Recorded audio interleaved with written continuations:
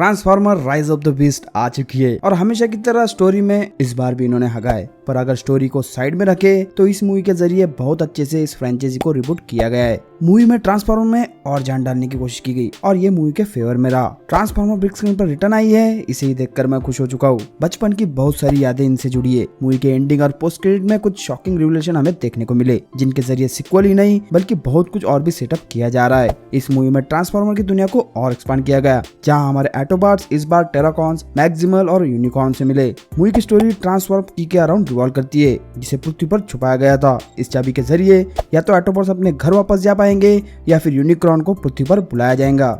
पूरी मूवी में एटोबॉट्स और मैक्सिमल्स स्कॉर्च को चाबी से दूर रखने की कोशिश करते हैं, पर आखिर में स्कॉर्च यूनिकॉर्न को पृथ्वी पर लाने के लिए कामयाब हो जाता है। पर अपना ऑप्टिमस प्राइम ऐसे ही पृथ्वी को खत्म थोड़ी ना होने देता। किसी तरह से वो अपनी जान पर खेलकर पृथ्वी को यूनिकॉर्न से बचा लेता है। पर इस जंग में कई सारे एटोबॉट और मैक्सिमल्स को अपनी जान गंवानी पड़ी। ट्रांसफॉर्मर के रिबूटेड टाइमलाइन की ये दूसरी मूवी थी और अब इस मूवी के साथ 1994 के बाद आगे क्या होगा उससे बेवर्स की मूवी थोड़ी भी कनेक्टेड नहीं होने वाली।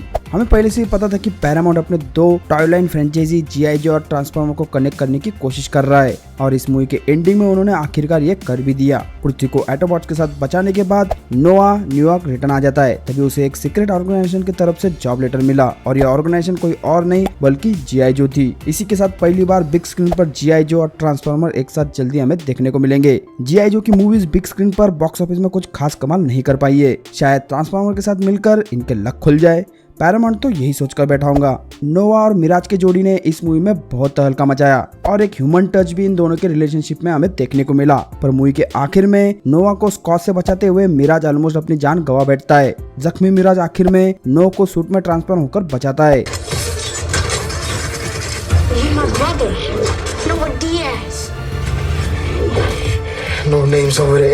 मूवी की मिड क्रेडिट सीन में टूटे फूटे मिराज को नोवा ने अपने दोस्त के साथ मिलकर भंगार के साथ फिर से बनाया और शॉकिंगली ये एक्सपेरिमेंट काम कर गया। मिराज फिर से अपने एटोबॉट फॉर्म में हमें देखने को मिला। जरूर मिराज की हालत इतनी अच्छी नहीं थी, पर हमारा भाई फिर से अगले पार्ट में नोवा के साथ धमाल मचाता जरूर दिखेगा। जरूर स्कॉच को मार एटोबॉट्स और मैक्सिमल्स ने यूनिकॉर्न को पृथ्वी से घसीट दिया, पर यूनिकॉर्न अभी मरा नहीं है और शायद वो आगे के मूवीज में भी हमें जरूर देखने को मिलेगा। चाबी के विनाश के बाद अब यूनिकॉर्न को पृथ्वी को खाने के लिए कोई नया प्लान बनाना होगा। इसी नए प्लान के साथ शायद मेगाट्रॉन को इस रूट में लाया जा सकता है। फिलहाल के लिए तो यूनिकॉर्न से पृथ्वी को कोई खतरा नहीं। हमारे लाडले बम्बलबी को मूवी के शुरुआत में ही स्कॉच के हाथों मरना पड़ा, जिसके बाद ऑप्टिमस प्राइम और प्राइमल ने उसे एनर्जॉन से भरे सोर्स पर लेटा दिया। इसी वजह से मूवी में बम्बलबी ज्यादा कुछ नहीं कर पाया था। पर मूवी के आखिर में बी जिंदा होकर फिर से रिटर्न आ जाता है, जिसका कोई एक्सप्लेनेशन मूवी में नहीं दिया गया। तो फिर मरने के बाद बी जिंदा कैसे हुआ? इसकी वजह एनर्जॉन और वार्प की हो सकती है। चाबी के एक्टिवेट होते ही पूरे पृथ्वी के एनर्जॉन सोर्स एक्टिवेट हो चुके थे